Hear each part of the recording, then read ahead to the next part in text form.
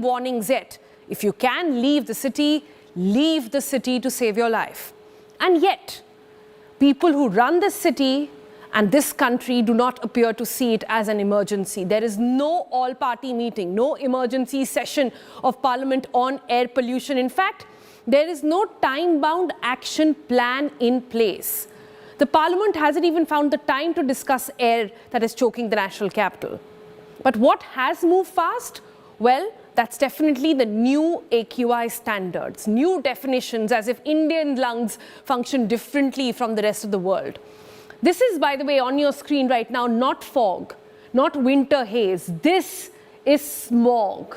This is the deadly PM 2.5, which is a public health disaster unfolding in real time. The weekend that just went by, the air quality index in the national capital had peaked to a staggering 1045 in certain places. This morning too, Delhi registered levels that were above 500 in several places, remaining sort of firmly in the severe category. The worsening pollution was visible from early hours, and the dense smog combined with dropping temperatures engulfed large parts of the city, sharply reducing visibility and worsening our health risks. Supreme Court, meanwhile, has now taken note of the rising pollution levels. The top court slammed Delhi NCR government, observing that states fail to act unless the court intervenes. The matter has now been posted for hearing on Wednesday. We wait to see what really will come out of there. But the Chief Justice of India has also advised hearings be conducted through a hybrid mode, given the hazardous air conditions. Even the official schedules have not been spared. You just saw visuals of Prime Minister Narendra Modi. His departure for a three-nation tour of Jordan, Ethiopia and Oman was impacted by poor visibility at Delhi airport. The Prime Minister was scheduled to leave at 8:30. The flight could not take off till about an hour or so. Flight operations, in fact, across the national capital region continue to be disrupted. Airlines and Delhi airport have issued advisories warning passengers of delays and cancellations.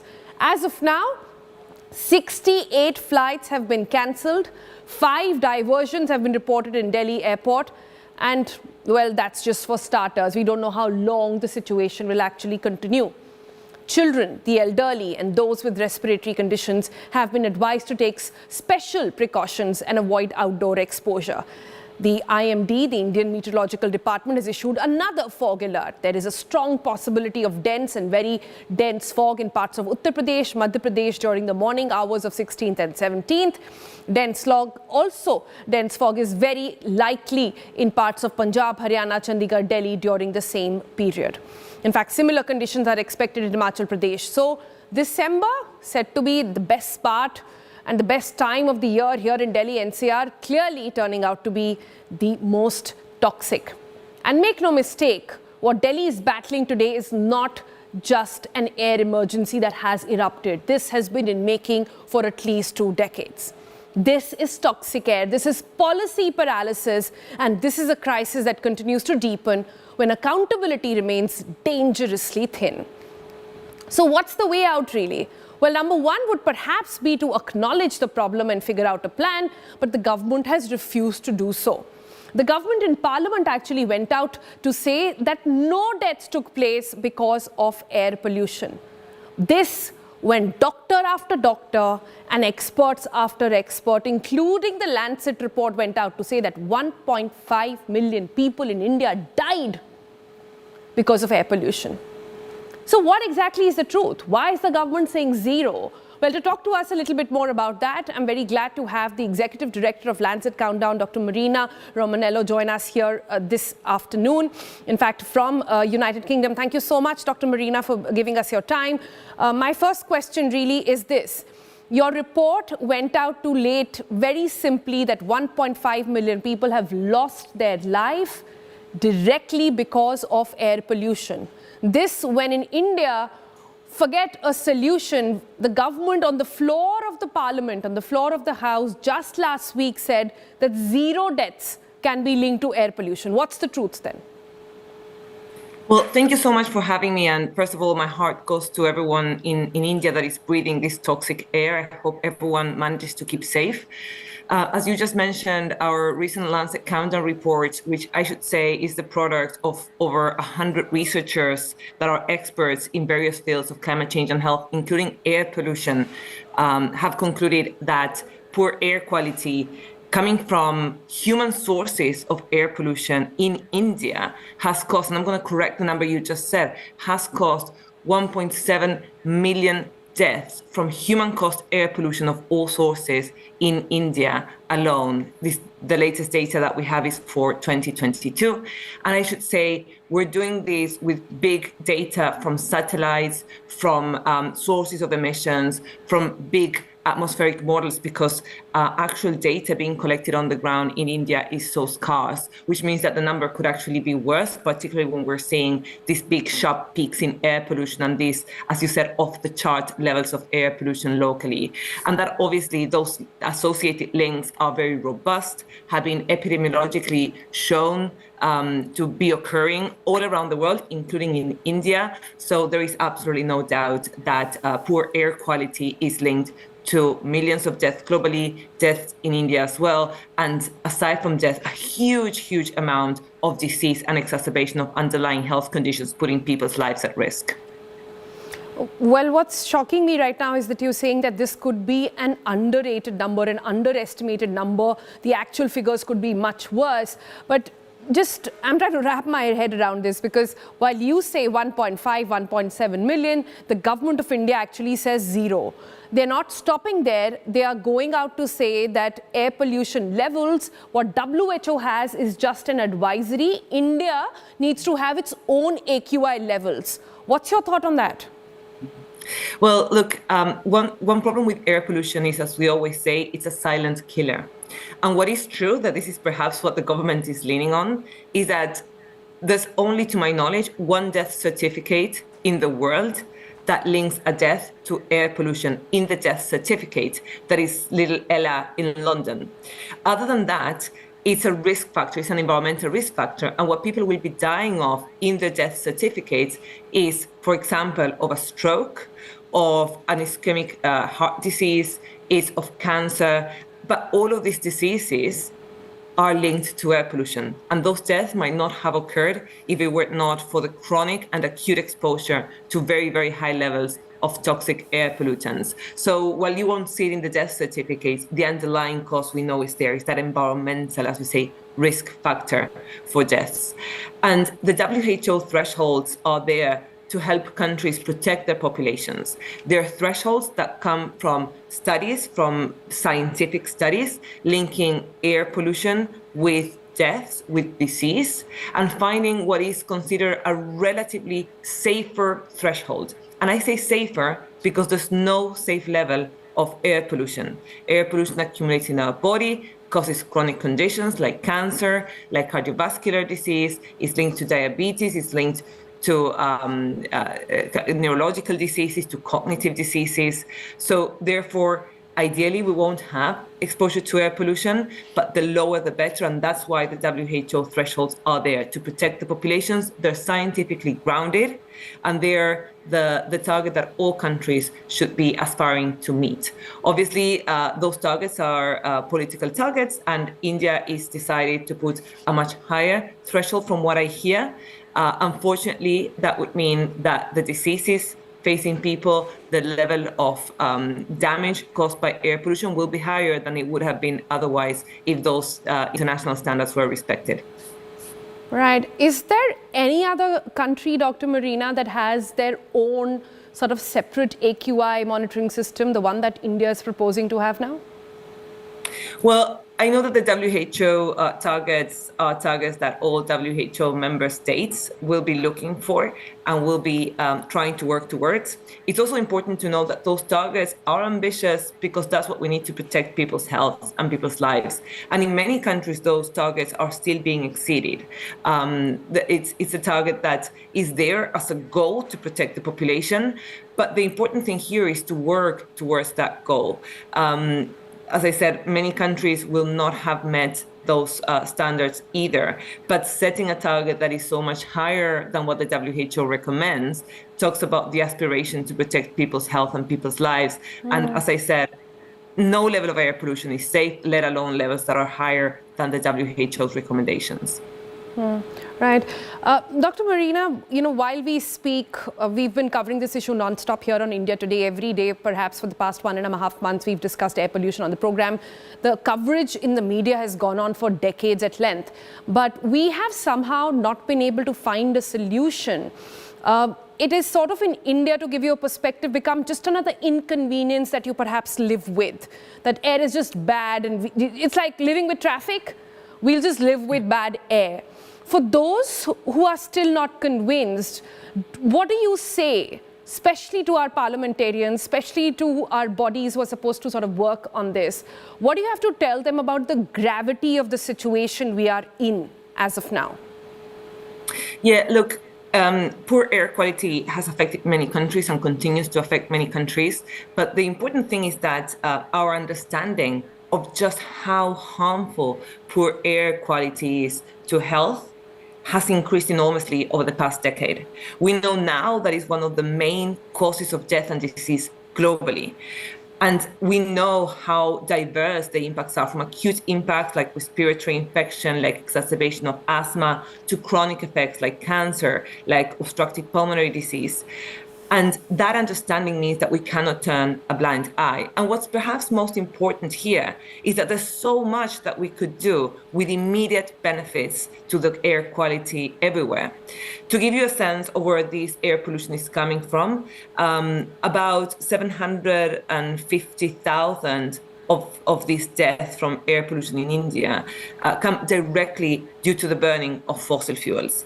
And that comes from sources of energy that could be replaced with clean air quality. And India has the best natural resources to replace coal, that is such a dirty fuel, liquid gas, with clean energy technologies. And India could be a superpower in clean energy. That is, of course, the energy of the future. Stopping to burn fossil fuels, particularly in urban centers, particularly close to where people live, could have immediate benefits, could save thousands and thousands of lives every year. And we've seen globally 160,000 lives are being saved every year due to phase down of coal burning, particularly in Europe. There's no reason why India should not benefit from that cleaner technologies and cleaner air quality as well. And that could save, as I said, hundreds of thousands of lives every year. Got it. Dr. Marina, when I speak with doctors on this issue, the one thing that they tell me very clearly is that smaller kids whose bodies, whose organs are still developing, and older people are the most impacted. Do you have a sense of what kind of impact do you see? You're right when you say that it's a silent killer. So the impact is not immediate and sometimes not permanent either. So to take that into account, could you tell us what exactly is the level of damage or permanent damage that happens to younger kids especially, and to older individuals? Yeah, so look, when we talk about air pollution, what we're talking about is these very, very tiny particulate matters, particularly when you talk about PM 2.5. They're really, really tiny particulates in the air that we breathe. These particulates enter our lungs and generate damage there. They're highly harmful to our respiratory system, particularly harmful for kids, for young children whose lungs, whose organs are still in development. So we see, for example, exposure to air pollution linked to higher incidence of asthma, with higher incidence of asthmatic attacks and death associated with asthma, similar with, for example, pneumonia or other respiratory infections. So that's when it comes and stays in our lungs. But this small particulate matter goes through our lung barrier and straight into our bloodstream. And that is why it's so harmful. It will be distributed throughout our body. And as such, it affects practically every single one of our organs, from our heart to our liver to our brain, will be affected by these toxic pollutants that are in our blood. And imagine what that does to a young kid whose organs are still in development. It will affect them throughout their lifetime. And oftentimes this air pollution comes also with carcinogens. Those carcinogens will start generating damage in our cells, will start generating mutations, and the more they accumulate, the worse it is for organs. So when children are exposed from such a young age, we're basically condemning them to a life of increased risk factors for very deadly and very nasty diseases like cancers, like cardiovascular diseases, like chronic respiratory illness. And that gets worse as the air quality worsens and as the days of exposure become more. So that the accumulation throughout a lifetime, they will pay for that damage all throughout their lives. And that is why it's so important that very robust measures to tackle poor air quality are taken today. Yeah. Give me a sense, Dr. Marina, of what would other developed nations do when air quality reaches these levels. India, after all, is the fourth largest economy in the world. We have a lot of development goals to meet. We are also a very complex nation. We are divided by color, by language, by different temperaments, but we've always thrived in the fact that we are different. Even geographically, we are very, very different as you move, even say 10 kilometers, down the terrain in India anywhere. So keeping all that in mind, India is a complex problem, but what would you suggest be done as of now when pollution levels, AQI levels are over 1,000? And what would you say is that other countries would do in this situation? Yeah, look, as you were saying, this is an emergency, right? We cannot be breathing air that is this toxic. So stopping people from being exposed to the outdoor environment when the pollution outside is so high is fundamental. Telling people not to go to work, not to use their cars that is so polluting. One of the main sources of air pollution comes actually from the use of petrol in our cars. So stopping car traffic, stopping people from going to work, from being exposed to poor outdoor air is essential at the emergency mode. Obviously, that comes associated with big economic costs, with costs to people's income as well. And to avoid those damages to the economy and to health, you need to take robust measures to do long-term changes in air quality standards and in air pollutants emissions. That looks like improving air quality standards for road traffic, transitioning away from the use of petrol-based vehicles towards clean public transport and active travel whenever possible. Transitioning away from the use of coal. Coal is still a very expensive fuel. It's highly, highly contaminant. But what would other countries do? We know, for example, Mexico City has been in this position. London has been in this position. Beijing, China has been in this position. Well, look, I can tell you a bit about London. That is where I live. We have now a clean air zone in London that restricts traffic. As I was saying, restricting road traffic is essential. Changing our buses to electric buses to avoid that big level of air pollution is essential. We now restrict polluting vehicles in almost all of London, and we restrict traffic in highly dense and urbanized areas in London as well. That doesn't mean that London has the perfect solution. We also have really high levels of air pollution and associated deaths.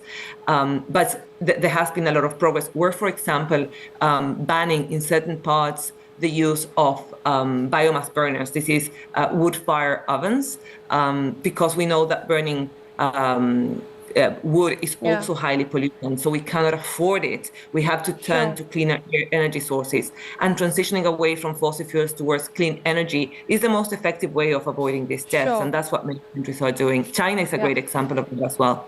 My last question, Dr. Marina, is this, that why do you think India has not been able to solve this problem, which has been going on for about 2 decades now, more actively for the past 1 decade at least?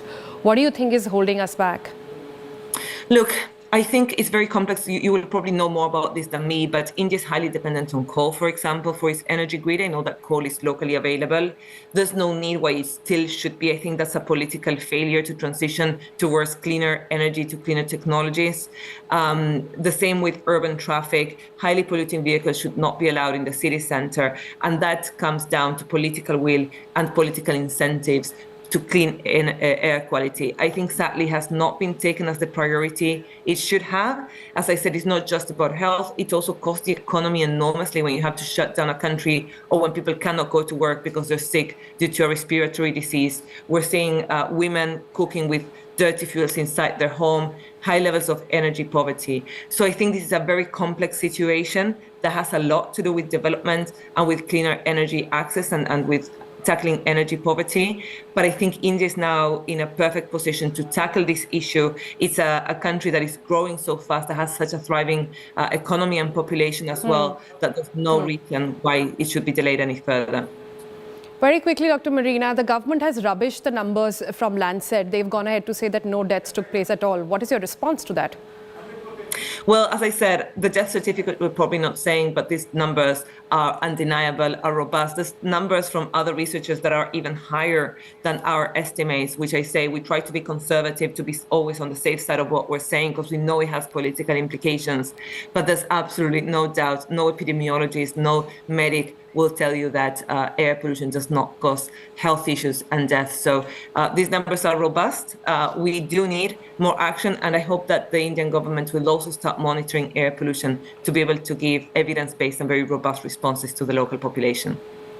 Dr. Marina, thank you so much for all the work that you do, and thank you so much for giving us your time as well. Thank you, and all the best to everyone over there. All right, that was a Lancet chief saying the government should not be waiting for a death certificate to say that it's directly linked to pollution, like it had confused in the case of COVID as well. Also saying political will seems to be lacking in this matter. But let's get a live update now. I have reporters and my colleagues joining me from across the National Capital Region. Shivani Sharma joins us from Anand Vihar, one of the worst polluted places in the National Capital. Anmol Bali is at the IGI airport, and Piyush Mishra is also with us with a political perspective on what's really happening inside Parliament. Let me start with Anmol Bali. Anmol, lots of flight cancellations took place today. Even Prime Minister's flight had to be delayed. What exactly is the current situation?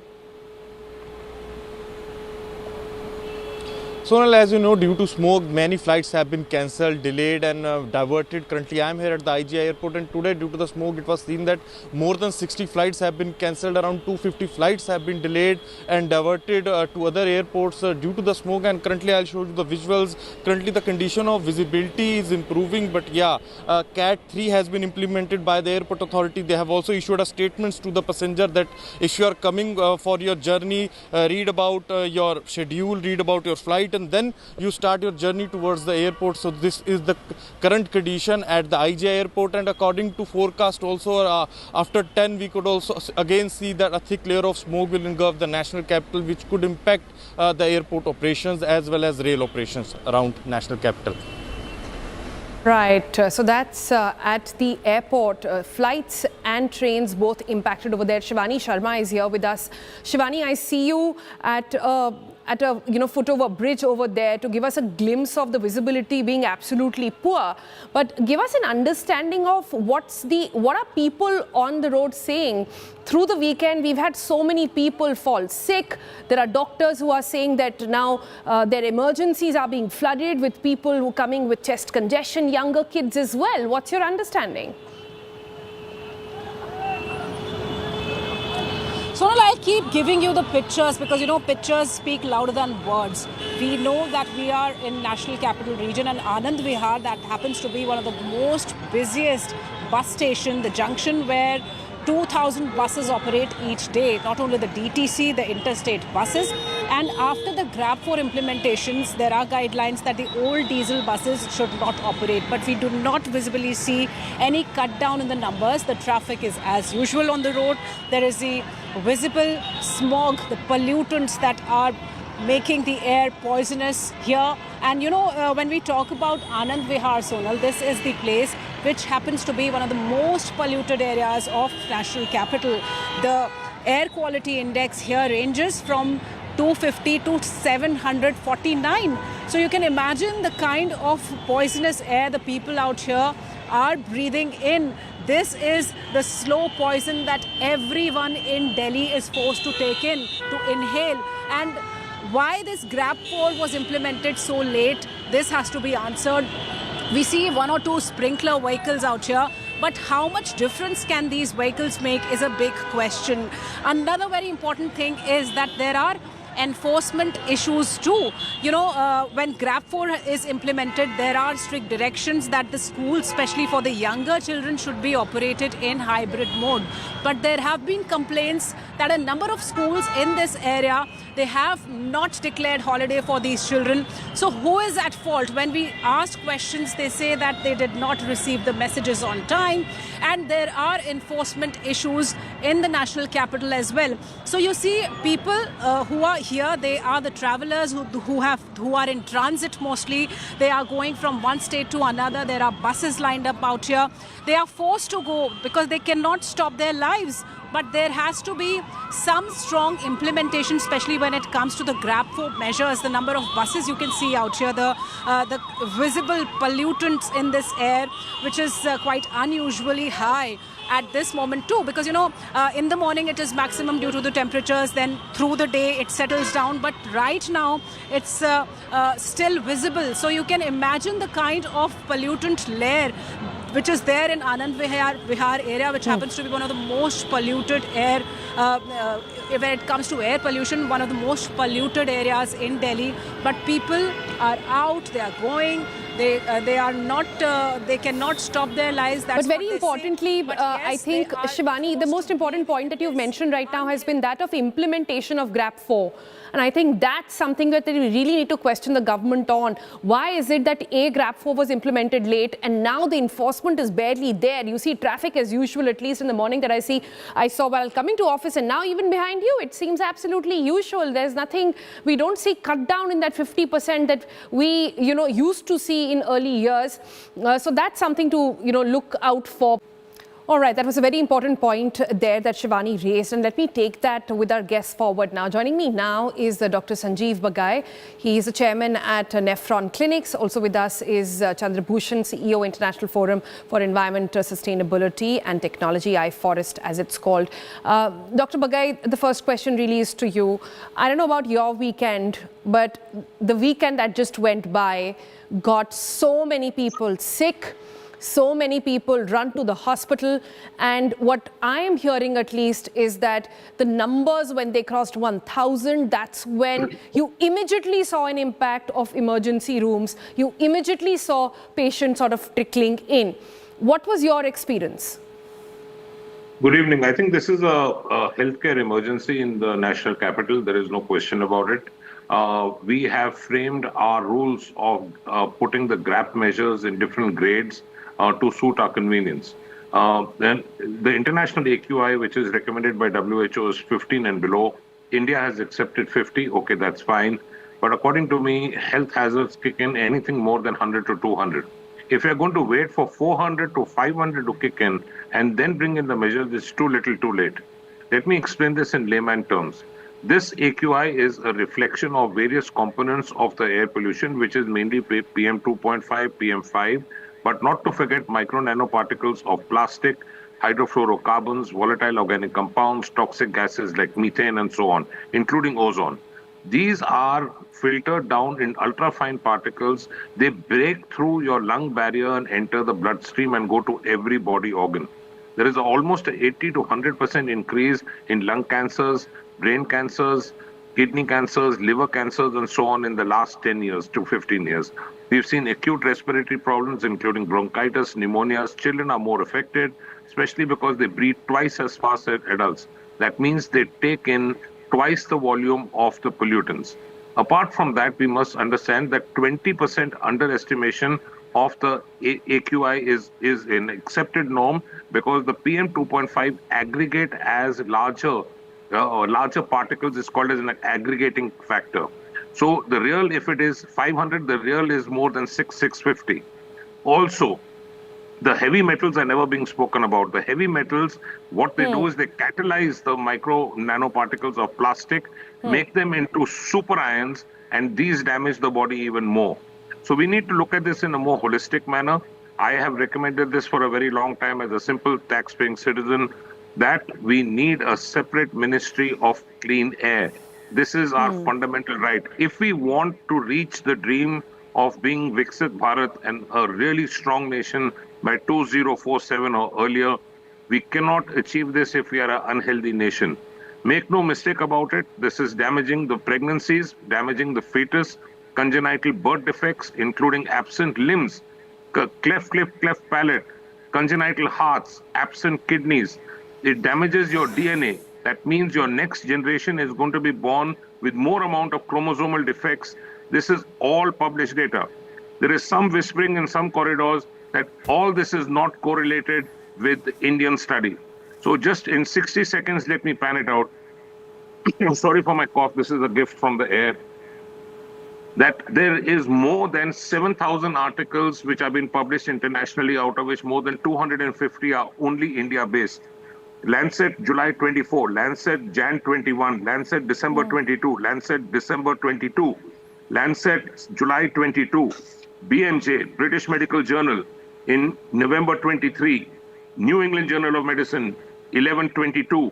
These are all published on India meta-analysis of 10 cities, 21 cities. Some are only based on Delhi. The fact is, even a 10 microgram increase in AQI of PM 2.5 gives you a 200% increased risk of either having a heart attack or a stroke. Obesity, diabetes mellitus, metabolic disturbances. One notch higher of 22 AQI increase is equivalent to smoking one cigarette for a never smoker. That means with this AQI, on a daily basis, people who've never touched a cigarette are smoking up to 25 to 30 cigarettes a day. So in my language, it's called as welcome to the Marlboro country. Dr. Bagai, I hear you. I hear the cough, the pollution cough in your voice. I hear your frustration. I hear your almost breathless list of things that is going to happen to us and the generations that follow. But somehow the politicians are not hearing you. Somehow our ministers don't care enough about AQI. Somehow they are perhaps in filtered air, and that's why it's not impacting them. And for some reason, this is just not knocking the right doors, which is really, really sad. But let me bring in Chandra Bhushan at this point. Mr. Bhushan, the last weekend is where a lot of people who were saying, "Arey, ye to bas hawa hai." A lot of people who in India have now discounted air pollution as just another inconvenience that you live with, right? Like you live with bad traffic, or you live with like bad water and you have to purify it at your own house. You just live with bad air. Like that's what a lot of people had sort of given up, and that's what they were living. Last weekend changed something. Friday, Saturday, Sunday, when numbers went above 1,000, something happened. First up, could you tell us what is your own analysis on forecast for the days and weeks to come?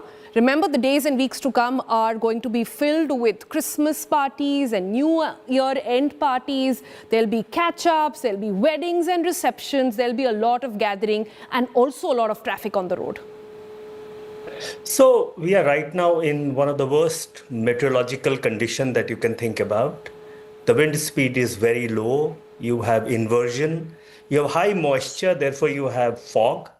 And it is both because of local conditions as well as the conditions from western disturbance. So what you see today is one of the worst meteorological condition, clubbed with major pollution sources from everything. Whether it is traffic, it is heating and cooking fuel, industries, dust, everything has come together. And therefore, you have such poor air quality. Next couple of days, the predictions are that the meteorological condition is not going to improve significantly. So you will have poor air quality for a couple of days. Let's now pray for gods to give us higher wind speed or maybe a rainfall to clear this up. No measure of GRAP can reduce this air quality, improve this air quality. I want to say it upfront. There's enforcement challenge of GRAP. I saw one of your reporters at Anand Vihar and how difficult it is to enforce. So one is enforcement challenge. Second is, even if we are completely implementing GRAP, will it get us very clean air? Most likely not. It will reduce somehow, but not significantly. So air quality in Delhi will not be improved by such emergency measures as GRAP. We have to start thinking about air quality improvement year round and start thinking about all sources of pollution. Start thinking about the entire region. It is not Delhi's problem alone. Yeah. You go to Noida, you go to Gurugram, you go to Aligarh, Meerut. You think In about fact, let me go beyond that. It's not just Delhi, NCR, it's 60% of the country. 60% of the country has bad air. And that's the reality of the day. That's what we're dealing with. That's what we're dealing with.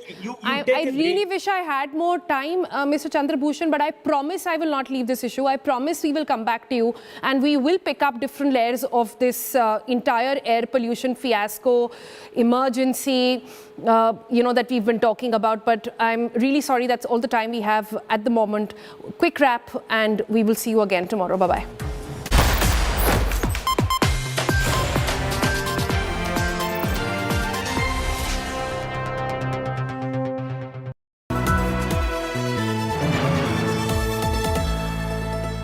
For 5 decades, India Today has been the mirror and the map of a changing nation.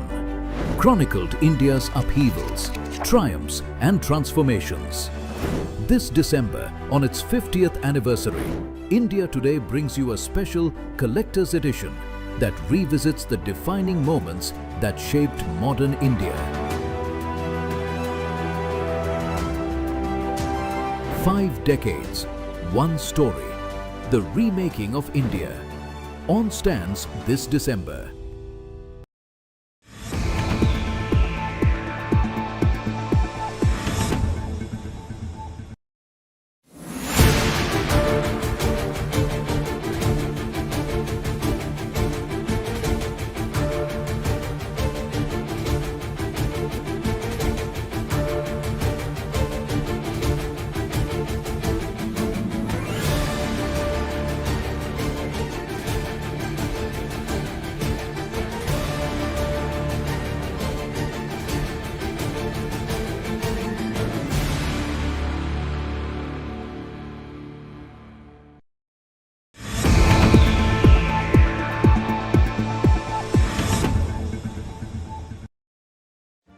Make your media plan smarter with India Today Live TV on your connected devices.